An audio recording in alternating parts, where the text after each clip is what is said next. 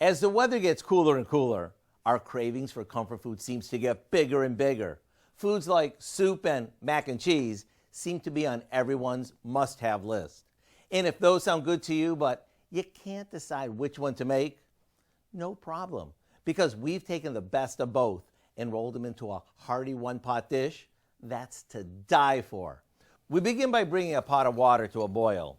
To that, we add a good amount of frozen mixed veggies and the macaroni from a package of boxed mac and cheese, along with a bit of salt and pepper. After it comes to a boil again, which takes about 5 minutes, we slowly add in some milk,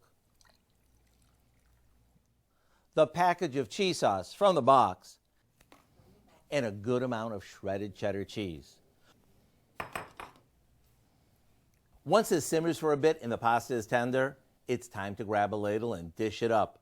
Whether you serve this in a crock or in a big bowl, I promise you'll hear all sorts of oohs and ahs with every spoonful.